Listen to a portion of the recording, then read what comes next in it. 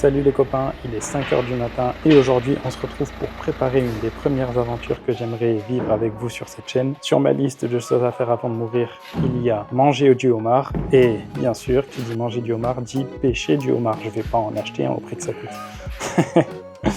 Du coup, aujourd'hui, je vais me préparer pour une sortie chasse sous-marine en Bretagne. Et pour m'entraîner à ça, j'ai besoin de m'entraîner à plonger dans des eaux qui ne sont pas très claires et aussi de m'entraîner à affronter les vagues. Donc comme les conditions météo du jour n'étaient pas terribles, j'en ai profité pour faire une sortie kayak avec mon ami. C'est pour ça que vous me voyez mettre 2 kayaks sur la voiture et m'entraîner pour préparer cette sortie en Bretagne. Donc je fixe les kayaks bien solidement sur la voiture. Je pars direction la plage tout de suite et je vous laisse avec les images et cette sortie que j'ai fait qui était sympathique.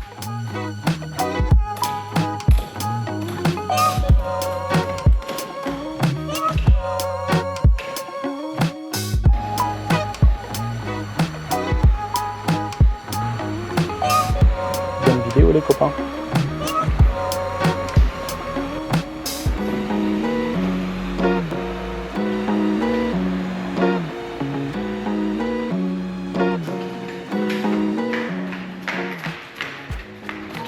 C'est parti pour l'aventure.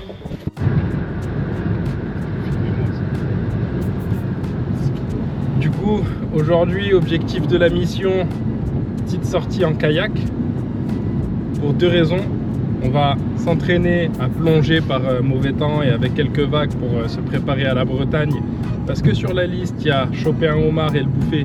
Et ça, si j'ai de la chance, on va pouvoir bientôt le réaliser en Bretagne. Et deuxième objectif de la mission, c'est entraînement kayak, surtout pour celui qui tient la caméra. Petit entraînement en kayak pour préparer la sortie Montpellier-Collioure, 200 km de kayak. Donc là, on va petite ligne à la traîne pendant le trajet, le harpon posé dans le kayak et une fois arrivé sur zone, on plonge un petit peu.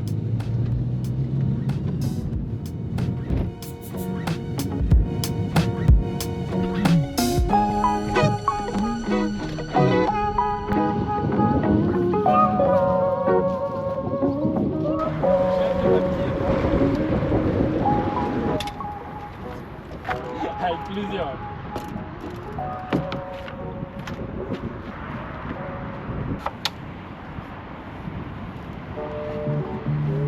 Il n'y a plus qu'à mettre les kayaks à l'eau, à ramer un peu pour se réchauffer et c'est parti.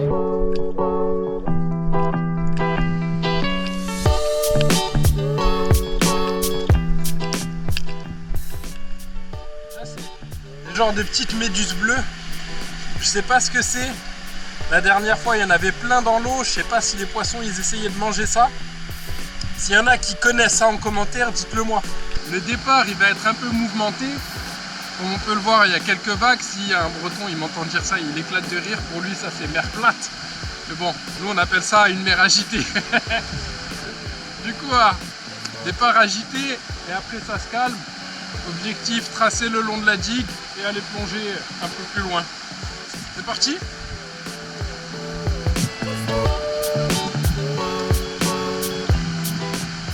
Du coup, pour le départ dans les vagues, comme on peut le voir pour moi sur les images, tout s'est plutôt bien passé. Mais malheureusement, ça n'a pas été le cas de mon ami qui testait ce kayak pour la première fois et qui a eu des petites surprises avec les vagues, comme on peut le voir tout de suite.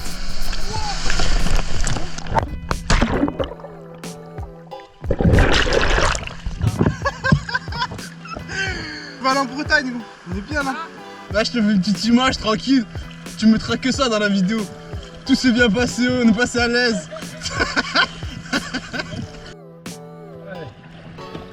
Bon, je sais pas si on m'entendra sur la GoPro. On est en train d'approcher du spot où on va pouvoir plonger.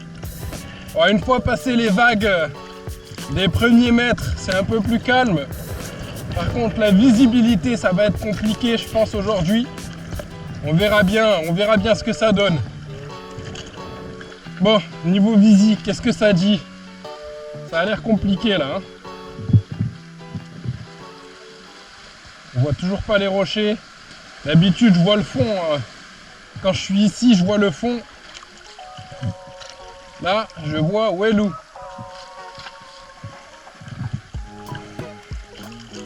Ah ouais, non, la visibilité est catastrophique. Bah, pour s'entraîner pour la Bretagne, c'est bien, non? La visie en Bretagne, c'est pas comme en Méditerranée, à ce qui paraît. Concernant les images de chasse sous-marine, je vous en ai pas mis beaucoup parce qu'avec la visibilité qu'on avait, on n'a pas vu grand-chose à part des jolis muges comme celui-là qui sont venus nous voir lors de la sortie et quelques dorades qu'on a malheureusement pas réussi à tirer. Donc voilà, je vous mets quelques images quand même qu'on a filmées sous l'eau, mais il y en aura pas beaucoup. T'as fait quelque chose? 3 bûches. 3 bûches. Je crains que la visie ne soit pas exceptionnelle là-bas aussi. Ah ouais? Ouais. Purée.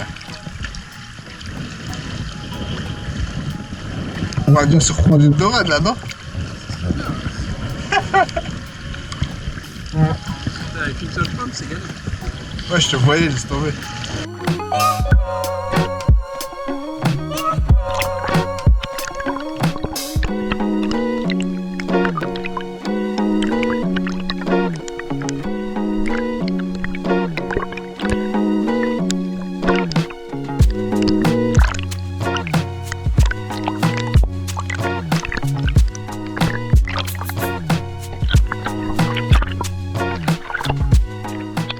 Du coup, après une petite heure dans l'eau, on décide de rentrer parce qu'on n'avait pas énormément de temps pour cette sortie. Et sur le chemin du retour, je décide de m'arrêter pour 2 raisons. 1, pour voir la visibilité qui a l'air de s'être nettement améliorée sur l'autre poste qu'on voulait tester. Et 2, pour m'entraîner aussi à descendre et remonter de mon kayak pour, au cas où si un jour je me retourne, pouvoir être sûr de réussir à remonter facilement dans mon kayak. Donc là, je me prépare à me mettre à l'eau et lors de cette mise à l'eau, j'ai fait une grosse erreur, on peut le dire.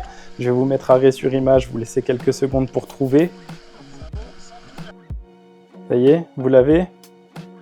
Et oui, juste là, j'ai plongé avec téléphone, batterie de GoPro et clé de la voiture sur moi.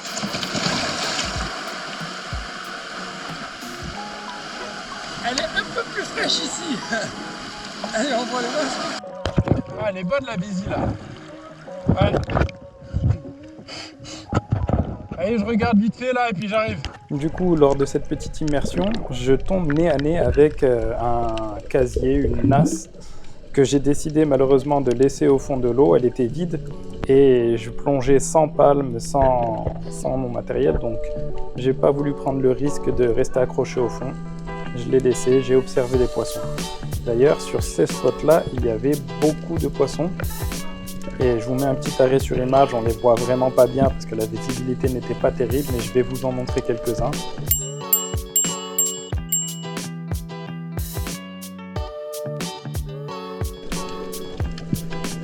Et pendant que j'observe ces beaux petits poissons, je m'aperçois de l'erreur que j'ai pu faire tout à l'heure en me mettant à l'eau. Donc je décide de remonter tout de suite et de retourner au kayak, vérifier s'il n'y a pas eu de dégâts sur la batterie de GoPro, le téléphone et les clés de la voiture. Et heureusement pour moi, plus de peur que de mal, la petite pochette que j'utilise pour mettre mes affaires à l'abri au sec est vraiment efficace. Donc là, j'étais à, je sais pas, 7-8 mètres de profondeur quand je me suis aperçu que je l'avais autour du cou et pas une goutte d'eau à l'intérieur, tout est sain et sauf. Et du coup, pour remonter sur le kayak, ça se passe en 3 étapes. La première étape, c'est de réussir à se mettre à plat ventre sur le kayak. Ensuite, la deuxième étape, qui est sûrement la plus difficile, c'est de réussir à poser les fesses dans le kayak sans basculer. Et après ça, on remet les pieds dans le kayak et on reprend la pagaie pour repartir.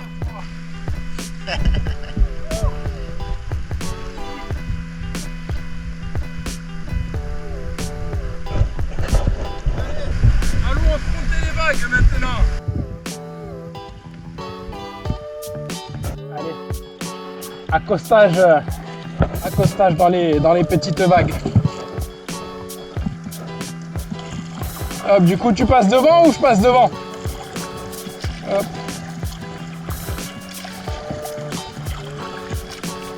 Alors, pour bien garder les vagues dans le dos, il va falloir qu'on s'écarte et qu'on prenne les vagues qui sont un peu plus à droite, je pense. Sinon, on va finir dans les rochers. Quand tu sens que l'arrière se lève, faut avancer. C'est tranquille en vrai, il n'y a pas de vague là. Je suis arrivé au pire moment. Je suis arrivé au moment où c'est tout calme. Et voilà. Ouais, bon.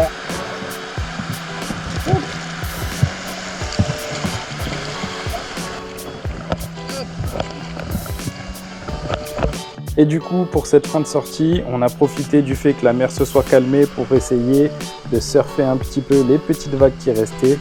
Alors, on s'est amusé, on s'est fait plaisir, on a appris un petit peu plus à maîtriser les kayaks pour être plus serein si on doit faire une sortie pas gros temps. Et après, il ne nous restait plus qu'à rentrer.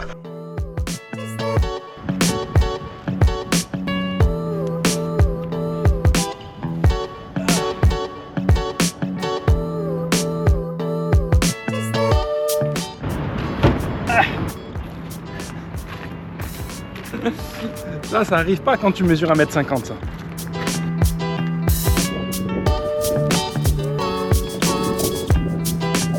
Du coup, aujourd'hui c'est journée de la loose, mais pas totalement. Il y aura quand même un joli petit poulpe que mon caméraman a pris. Mais je vais vous faire le bilan de la journée après, c'est catastrophique.